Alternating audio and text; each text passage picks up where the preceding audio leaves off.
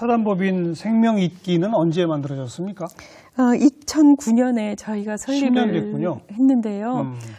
우리나라의 장기 기증이 잘 일어나려면 어떻게 하면 국민의 공감대가 형성될까 하는 내용에 대해서 대한이식학회에서 이제 일부 그룹들이 연구회를 조직했던 것이 이제 바탕이 되고 있습니다. 그래서 생명잇기는 그 연구회 중심이었기 때문에 주로 하는 사업도 역시 교육 사업을 많이 합니다. 그래서 의료인 또 이제 의대 예비 의료인, 보건 의료인들 교육 프로그램을 갖고 있고 청소년들도 여기에 대해서 알아야 되기 때문에 교육 프로그램을 하고 있고요.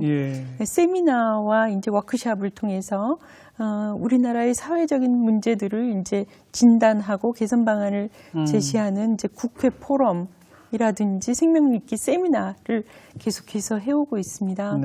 사회적으로는 아까 말씀드린 이제 생명 나눔을 그러니까 우리나라에 퍼뜨리는 그런 NGO들과 함께 연대해서 생명 나눔 캠페인도 하고 이식인 체육대회도 하고 또 지금 잘 못하고 있지만 이제 언론에 장기 이식의 아름다움을 알려드리는 일도 열심히 이제 하려고 노력을 하고 있습니다. 이런 사업은 이제 국내뿐 아니라 해외에서도 많은 성과를 얻고 있습니다. 아까 교육 사업 얘기하실 때 청소년에 대한 교육을 특별히 또 강조하셨는데 그 중요성이 또 별다르게 있습니까? 청소년 교육이라는 것은 실제로 이 아이 이렇게 청소년을 교육을 하면 거기에 이제 선생님들도 같이 하게 되고 가족도 같이 하게 부모님까지. 하고 이제 사회가 다 같이 해서 이제 임팩트가 높은 부분이 하나 있고요. 알겠습니다. 한 번 교육으로 한 2중, 3중의 효과를 얻을 수 있군요. 맞습니다.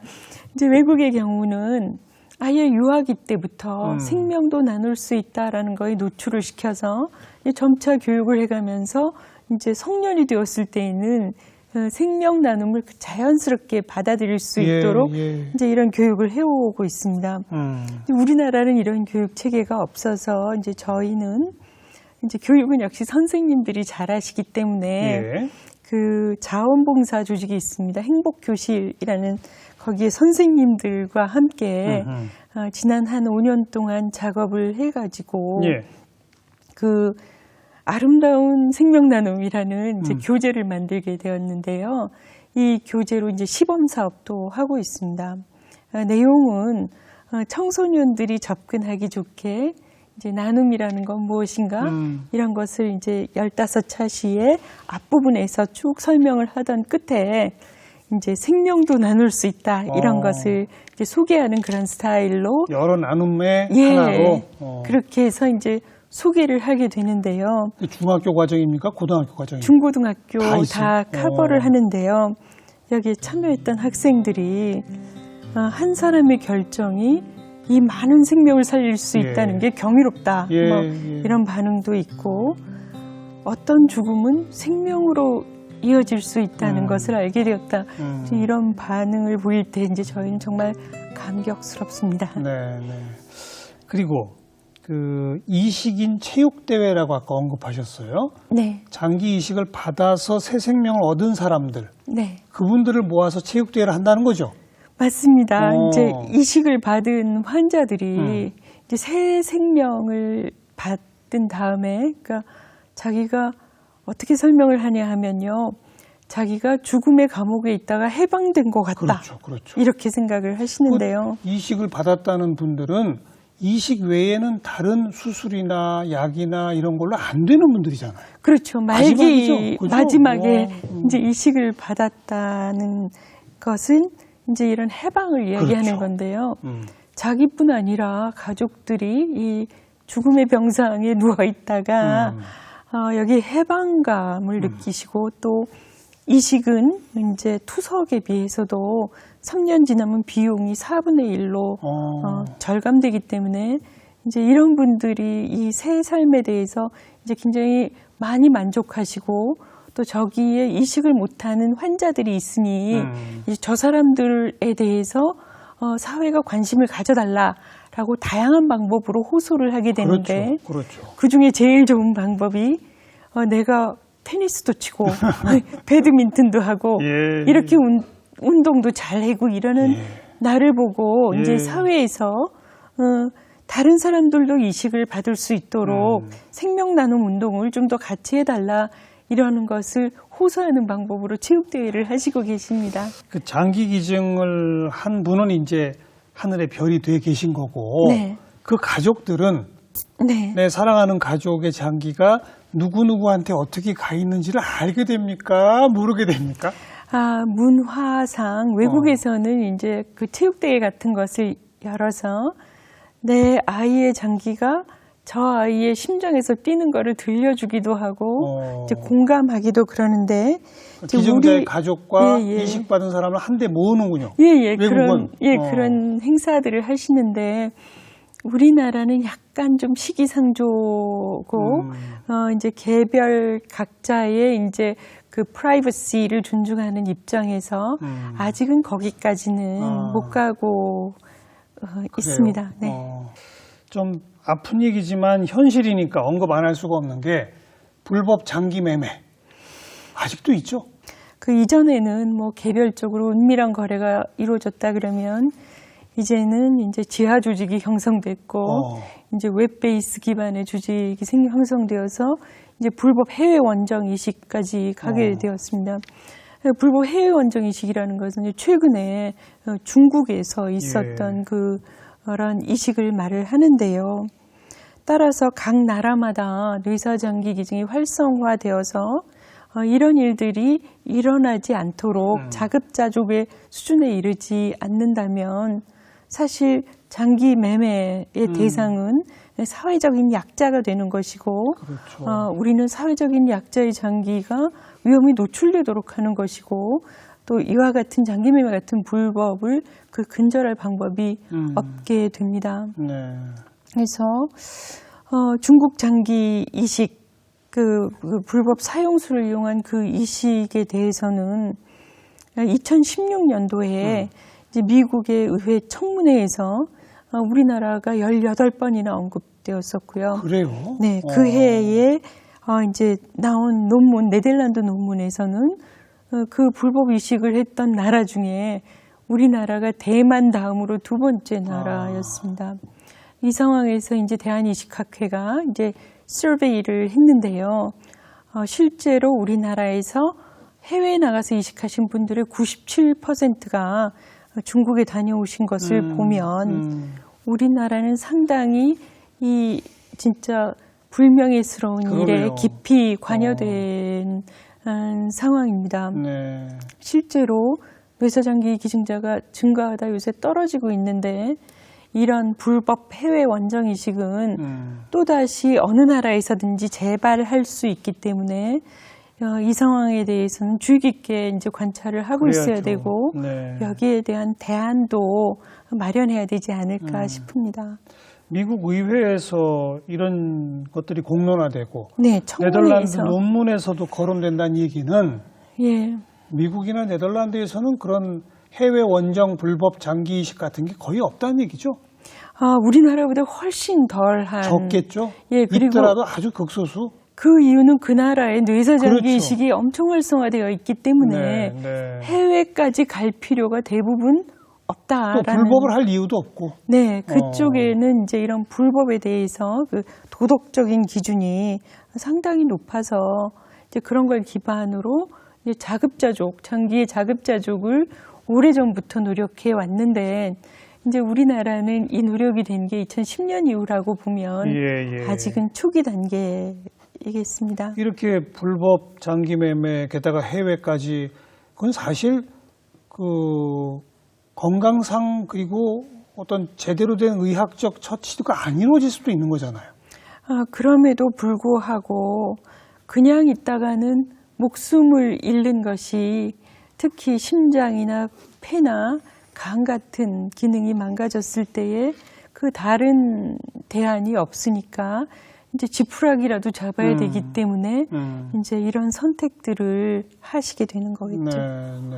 안전 담보도 없이 그냥 그렇죠? 예, 그렇습니다. 그 얘기는 결국 뇌사 장기 기증이 우리 사회 내에서 조금 더 늘어나서 뭐 그냥 그 안에서 표현하신 게 조금 좀 그렇습니다만 자급자족이 될 수 있는 그런 시스템으로 가는 게 목표가 되겠군요. 네, 셀프 서피시언시를 이루는 건지 이제 우리나라의 그 목표 예, 수치가 그렇죠. 되겠습니다.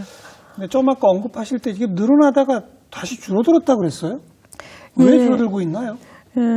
장기 기증자, 1년의 장기 기증자의 수치가 2016년에 573명으로 늘어나면서 이제 저희 굉장히 만족했는데 2018년에는 449명으로 이제 급락하게 되었습니다. 예. 그 원인을 분석을 해보면 첫째는 2017년에 연명의료 중단법이 이제 발효가 되었는데 맞아요. 연명의료 중단을 선택하시는 가족들께서는 이제 뇌사 관리를 이제 포기하시는 수가 많아서 이 영향이 굉장히 컸고요. 이제 두 번째로는 주 52시간제가 도입이 됐는데 실제로 장기 구독이라는 그것은 잠재 뇌사자가 생기면서부터 이제 72시간의 골든아워 시간에 엄청난 일이 그 사이에 일어나야 되는데 예. 여기를 커버할 수 있는 인력이 엄청나게 부족하게 된 것입니다. 그래요? 예, 마지막으로는 또 예. 2012년 10월에 아주 장기 기증에 대해서 부정적인 언론 보도가 나가면서 어떤 보도였었죠? 한국장기조직기증원과 협약이 안 된 어떤 병원이 그것도 이제 추석 전에 이제 뇌사장기 기증을 다 마친 유가족에게 이제 시신을 인도하는 과정에서 이제 나몰라라 했다. 아이고. 그런 보도가 나가면서 이제 거기에 댓글이 무성하게 달리게 되었고, 알겠습니다. 예, 그러다 보니까 이제 장기 기증을 이제 저희가 설명을 드리면 이제 보호자들이 그 시간에 아직도 인터넷을 이제 찾아보신 다음에 이제 거절을 하시게 되는 거죠. 그저 하나하나 좀 따져보면 연명의료 중단을 결정할 수 있게끔 법을 만든 거 네. 이거 뭐 저희 EBS 초대석에서도 한번 소개한 바가 있습니다. 네. 어찌 보면 전 사회적으로도 네. 좀 무의미한 그런 의료비 어떤 그 지출 같은 걸 줄이고 네. 사회적으로 참 바람직한 방향으로 결정된 거 아니겠습니까? 네, 그렇습니다. 그런데 이거랑 뇌사 장기 기증이 바로 연결된다는 건 저는 상상을 못했네요. 예, 많은 분들이 그것을 이제 상상을 못 하셨습니다. 그러니까요. 근데 실제로 이제 연명의료를 중단하는 과정에서 예. 이제 나는 더 이상 연명의료를 하지 않겠다라고 가족이 결정을 하면 이제 뇌사 관리에 필요한 모든 수액이나 이런 것도 다 중단이 되는 거고, 그러니까 산소 호흡기를 하고 있다고 쳤을 때 호흡기도 빼고 빼는 거죠. 이제 이렇게 되면 이 상태에서는 물론 장기도 이식할 수 없는 손상되죠. 순서로 망가지지만 근데 그때 곧 심장이 멎어서 근데 그때 물어봐야 되지 않나요? 자, 실제로 연명의료 결정에 대한 법에 의해서 네. 본인은 평소 어땠고 가족들이 뭐 동의하시는지 이렇게 이제 할 거 아닙니까? 네. 의사들도 참여해서 예. 그러면 이제 우리는 중단하겠습니다. 이렇게 될 때 자 그러면 이제 뇌사 상태이시니 장기 이렇게 돼야 되지 않아요?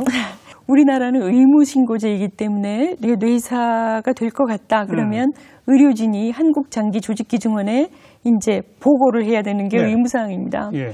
그래서 이제 한국조직기증원 멤버들이 그 현장에 가서 이제 설명을 하게 되는데 가족이 연명의료를 중단하겠다라고 결정한 가족 중에 나는 뇌사 관리도 안 하겠다라고 결정하는 가족 수가 85%나 달하고 있다는 겁니다. 그건 왜 그럴까요? 따라서 뇌사가 되면 장기 기증을 하겠다라고 희망 등록을 하신 분이나 이제 잠재 뇌사자나 뇌사로 갈 것 같다 이렇게 보이는 이제 그런 환자 뇌사자에 대해서는 어쨌든 그 연명 치료가 임종만을 연장하는 방법 아니겠습니까? 뇌사 관리도 임종만을 연장하는 이런 관리가 된다 하더라도 이런 상황에서는 이 관리가 이어져서 장기 기증으로 이어질 수 있도록 하는 이제 제도가 필요한 네. 상황이 되었습니다. 근데 설명 말씀을 듣고 혼자 이렇게 생각해 보니까 그럴 수 있겠다 싶네요. 네, 식구들이 뭐 얼마든지 가족들이 자기 가족의 고통을 그러니까요. 더 끌고 싶지 않으실 겁니다. 연명치료 중단까지 결정하는 그 과정에서는 그래 이제 우리 보내주자 뭐 네. 이런 결단의 순간이 온 건데 예, 근데 또 뭐 하루 이틀 이 순간이 오는군요. 예, 그런 순간들에 대해서 그래도 다른 사람한테 나눌 수 있는 소중한 생명이만큼 좀 제도적으로 이럴 때에는 보완해 주시고 가족들도 조금 더 참아 주셨으면 하는 알겠습니다. 마음입니다. 두 번째 원인은 저는 도저히 납득이 안 갑니다. 주 52시간 근무제 때문에 그 소중한 결정을 하신 분들의 그 골든 아워를 담당할 인력이 부족하다? 맞습니다. 야, 이거는 말이 안 되는데요.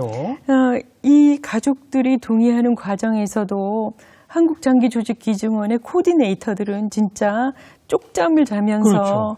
이제 이 과정을 안내를 하게 되고 병원에서는 중환자실에서 이분들의 관리를 위한 또 장기 관리, 그러니까 뇌사자 관리팀이 또 밤낮 없이 그래야죠. 돌아가야 되고 또 한편 한 곳에서는 이분의 조직과 장기가 누구한테 제일 맞느냐 이거를 분석을 해야 맞아요. 되고 또 의료진들은 뭐 심장팀 무슨 팀이 쫙 대기를 하고 있다가 수술 준비를 딱 해놔야죠. 네, 수술을 해야 되는 이 모든 코디네이션 과정이 심지어 헬리콥터로 이송하고 네, 막 이러지 맞습니다. 않았습니까? 이제 그런 과정에 이렇게 필수적인 인력들이 필요하게 됩니다. 수술장을 준비하는 인턴 선생님들, 네, 의전 네, 선생님도 네. 간호사님들도 다 있어야 되고 또 마취사도 있어야 되고 어떤 때는 심장을 돌릴 수 있는 그 여러 가지 기술들이 뭐 에크모 이런 것들이 필요하게 되는데 이제 52시간 근무제가 되면서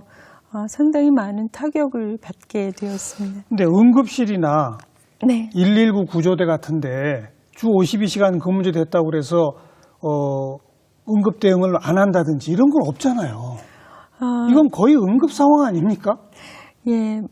그렇지만 또 이분들이 이제 일을 하다 보면 많이 지칠 수도 있기 때문에 이런 팀에 대해서는 좀 더 추가적인 대우를 사회적인 해줘야죠. 감사와 이제 배려와 제도가 필요한 것 같습니다. 당연하죠. 네. 참 연명의료결정법도 영향을 미쳤다. 주 52시간제도 영향을 미쳤다. 잘 납득이 안 갑니다만은 또 듣고 보니 그럴 수도 있겠구나. 네. 그럴수록 더 보완책이 필요하겠구나 이런 생각이 들고 마지막에 말씀하신 이 참 소중한 결정해 주신 분의 시신을 그냥 나 몰라라 넘겨버렸다. 요즘은 달라졌죠? 예, 정말 안타까운 장기 사실. 기증자에 대한 예우 문제 요즘은 어떻게 하고 있습니까? 예, 사실 이제 한국장기조직기증원에서는 기증하신 분이 이제 모든 행정 절차를 이제 동행해서 도와드리거나 장례식 안내를 해드리거나 이런 과정을 이 일이 있기 전부터 이제 밟아왔는데요. 실제로 이 사건은 한국장기조직기증원과 협약을 하지 않았던 병원에서 그것도 추석 전에 일어났던 사건입니다. 정말 아쉬운 사건인데요. 이후로 이제 정부와 관계기관의 많은 이제 그 시정이 있어서 요즘에는 한국장기조직기증원과 협약을 한 이제 53개의 병원이 있습니다. 이 병원에서는 이제 잠재뇌사자가 발생하면 사회복지사를 파견을 받을 수가 있고요. 또 어느 장례식장이던 그 기증자 가족이 원하는 장소까지 이제 저희가 이송을 담당하고 있고요. 또 기증자 가족 관리 가이드라인을 만들어서 이러한 일들이 다시는 일어나지 않도록 조처를 하고 있습니다. 이제 그럼에도 불구하고 그 기증 과정은 굉장히 이제 감정적으로도 많은 고통을 겪으시고 예민한 상황에서 그 가족들에게 서운한 일이 일어날 수가 있기 때문에 이제 그런 일이 일어나지 않도록 우리가 조금 더 제도들을 보완해가면서 최선의 노력을 해야 되겠지요.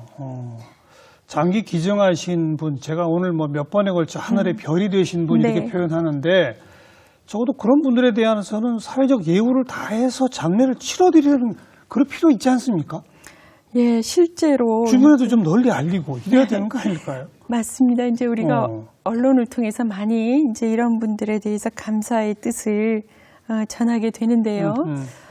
실제로 그 생명 나눔을 하신 분은 이제 값으로 매길 수 없는 소중한 나눔을 하신 네, 것이고, 네. 이렇게 소중한 나눔은 이제 기증을 하는 것이지 이것을 금전적으로 보상하는 것은 옳지 않다. 옳지 않죠.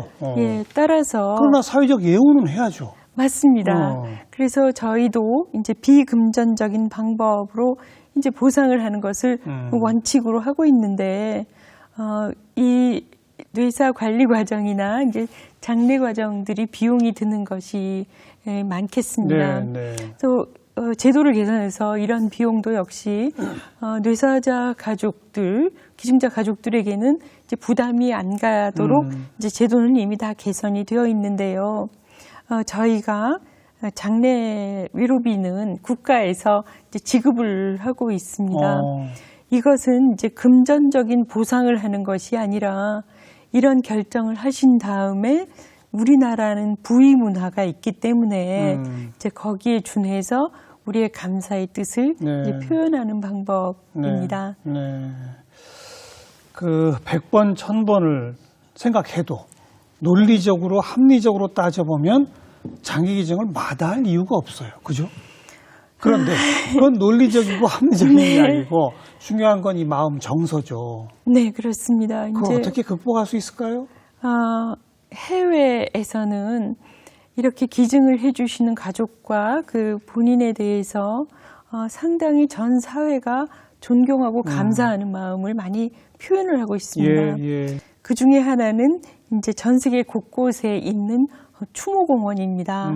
그 작고 아름다운 공간도 있고 큰 공간도 있는데 거기에 장기를 나눈 분들의 이름을 이렇게 다 붙여놔서 이 기증자 가족들도 가서 보면서 위로를 받을 수 있고 수혜자들도 가서 예. 이제 그 순간들을 기억을 할 수가 있고 또 일반 시민들도 또 학생들도 가서 생명 나눔의 소중함을 그 일깨우는 이런 문화를 형성을 하고 있습니다. 네, 네.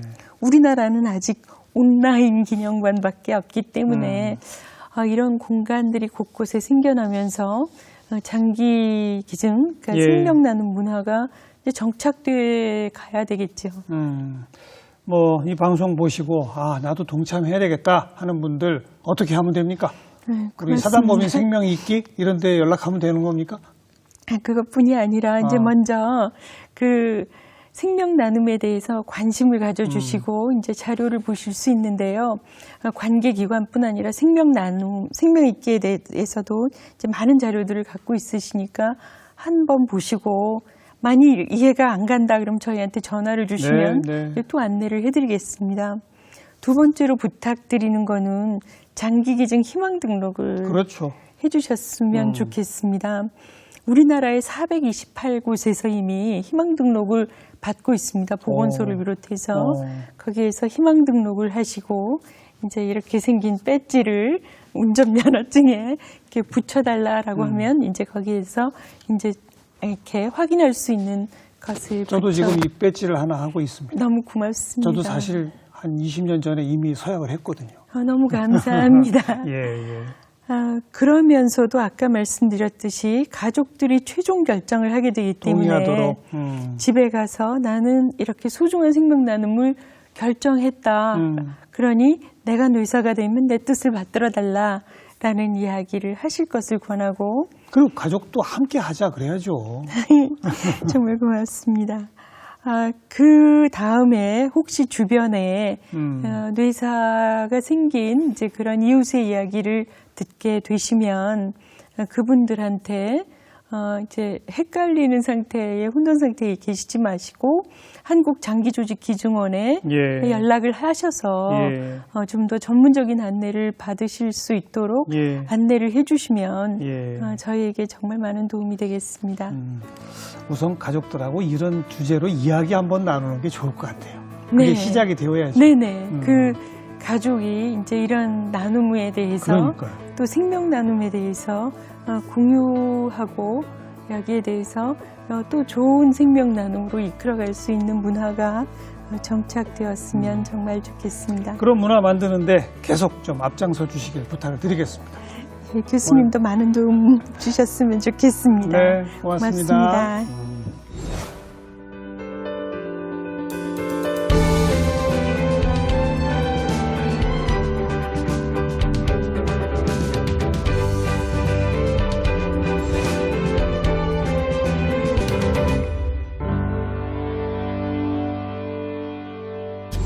네, 사단법인 생명이기의 안규리 이사장 함께 만났습니다. 가족들과 한번 생명 나눔에 대해서 이야기 나눠보시기를 부탁드리겠습니다. 다음 시간 또 뵙죠. 안녕히 계세요.